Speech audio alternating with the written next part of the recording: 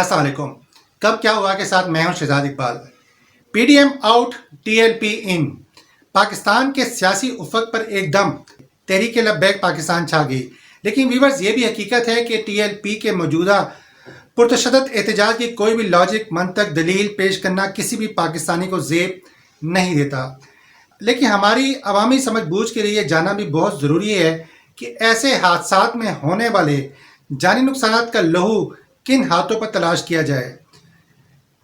जिन लोगों को ऐवान इक़्तिदार में पहुंचाया जाता है, क्या उनके आसाब कौमी सतह के दबाव बर्दाश्त करने और मुल्की और गैर मुल्की नताइज मद्देनज़र रखने का हौसला रखते हैं?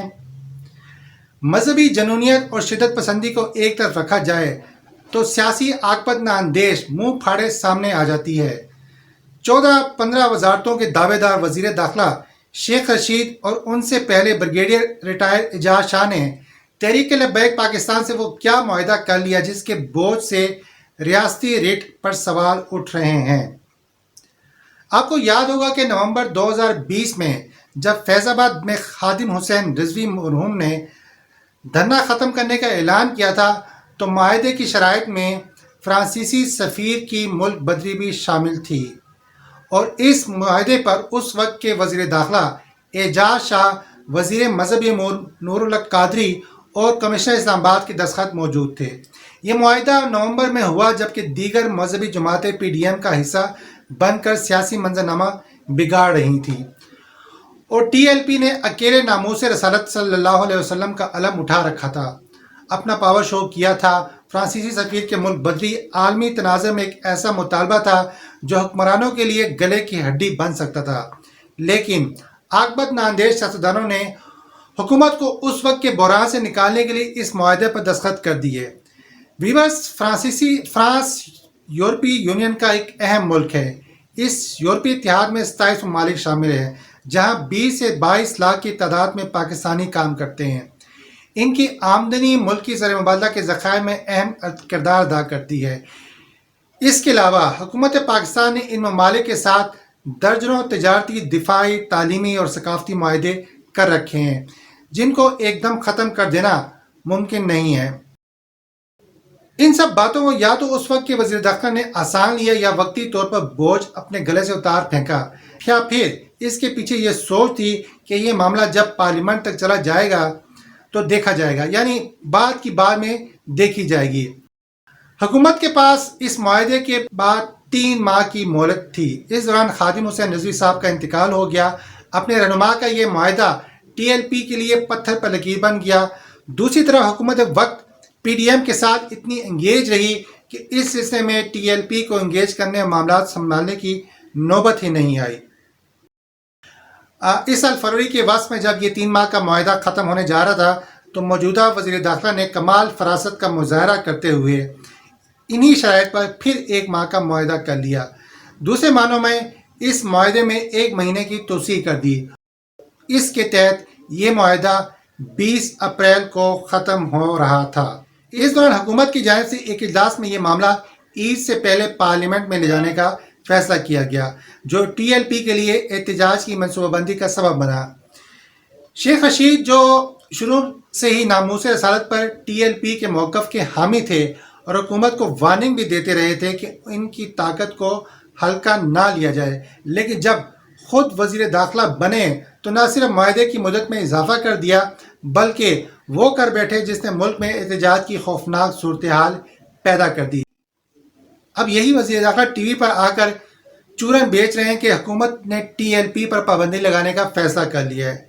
इस पर आगे चल के बात करते हैं। पहले इस पुरतशद्दद मुजाहरों पर बात करते हैं जो पूरे आलमी मीडिया, जिसमें यूरोपियन यूनियन भी शामिल है, को देखने को मिला कि पाकिस्तानी अपने मजहबी मामलात में कितने शिद्दत पसंद हैं और उन्हें इस मामले पर बरंगेख्ता करके मुल्क में कैसे इंतशार पैदा किया जा सकता है। यूरोपीय यूनियन में शामिल तमाम ममालिक का मफादात का इज्तिमाई तहफ़्फ़ुज़ किया जा सकता है और किसी एक से दुश्मनी मोल लेना सबसे दुश्मनी मोल लेने के मुतरादिफ है। अब हुकूमत को इसके अपने ही वज़ीरों ने न पाए रफ्तान न जाए मानदन की सूरत हाल से दो चार कर दिया है।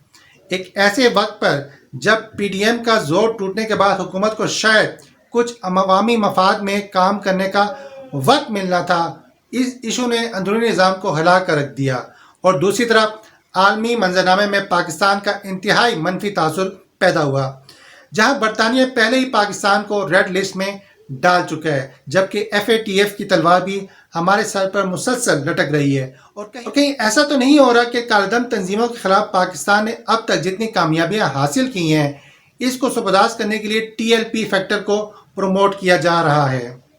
بہرحال پارلیمنٹ میں جب یہ معاملہ اٹھایا جائے گا تو اس پہلو کا بھی یقیناً جائزہ لیا جائے گا۔ اس کے ساتھ ساتھ TLP کے نتیجے میں ہونے والے سیاسی، سفارتی، معاشی اور تجارتی نقصانات بھی زیر بحث آئیں گے۔ ساتھ میں اپوزیشن کے ہاتھ، خاص کر دائیں بازو کی جماعتوں کے ہاتھ ایک مؤثر ہتھیار آئے گا جس پر وہ حکومت کو بہت ٹف ٹائم دے سکتی ہیں۔ دوسری جانب حالیہ پرتشدد واقعات کے بعد معاہدے میں رد و بدل حکومت کا گھٹنوں کے بل آنے کے مترادف ہوگا، خاص طور پر جب ان مذہبی جماعتوں کے پیچھے فنڈنگ کے رپورٹس بھی موجود ہیں۔ ویورز، حکومت نے TLP پر پابندی لگانے کا فیصلہ کیا ہے۔ اس طرح کی پابندی 2018 کے اواخر میں بھی لگانے کا سوچا جا رہا تھا اور اس کی بنیاد خادم حسین رضوی مرحوم کی وہ تقریریں تھیں جس میں انہوں نے عدلیہ اور فوج کو نشانہ بنایا تھا اور بڑی سخت زبان استعمال کی تھی، جس کے بعد فیض آباد دھرنا کیس کی سماعت کے دوران سپریم کورٹ کے جج جسٹس قاضی فائز عیسیٰ نے یہ سوال اٹھایا تھا کہ کیا آئین کے خلاف بات کرنے والی کوئی پارٹی، کوئی جماعت پاکستان پولیٹیکل پارٹیز ایکٹ کے تحت الیکشن کمیشن میں رجسٹر ہو سکتی ہے؟ اور آج ہم ایک بار پھر TLP پر پابندی لگانے کی بات کر رہے ہیں۔ الیکشن کمیشن آف پاکستان میں اس وقت 127 سیاسی جماعتیں رجسٹر ہیں، جس میں تحریک لبیک پاکستان کا 158 نمبر ہے اور اس کے امیر حافظ خادم حسین رضوی کو ظاہر کیا گیا ہے، جس کا گزشتہ سال انتقال ہو چکا ہے۔ حکومت TLP پر پابندی کی بات تو کرے گی، لیکن اصل ایشو TLP کی رجسٹریشن منسوخی کا ہے اور یہ صرف الیکشن کمیشن آف پاکستان کر سکتا ہے۔ اس سب کے ساتھ یہ بھی ایک حقیقت ہے کہ TLP کا بریلوی فیکٹر بہت اہم ہے۔ اس وقت ووٹوں کے اعتبار سے یہ ملک کی تیسری بڑی جماعت ہے جو اگلے الیکشن میں یقینی طور پر پارلیمنٹ کا حصہ ہوگی، لیکن اس سے پہلے پارٹی کو ورکر کی مذہبی تربیت کے ساتھ ساتھ پولیٹیکل میچورٹی کی طرف لے جانا بھی بہت ضروری ہے۔ اور ویورز، اس بات کو بھی قطعاً نظر انداز نہیں کیا جا سکتا کہ پنجاب میں مسلم لیگ نواز کا اثر اس سیاسی جماعت یعنی TLP کے ذریعے کمزور ہو بھی سکتا ہے اور کمزور کیا بھی جا سکتا ہے۔ اب تک کے لیے اتنا ہی۔ اپنا اور اپنے ہم وطنوں کا خیال رکھیے گا۔ اللہ وارث۔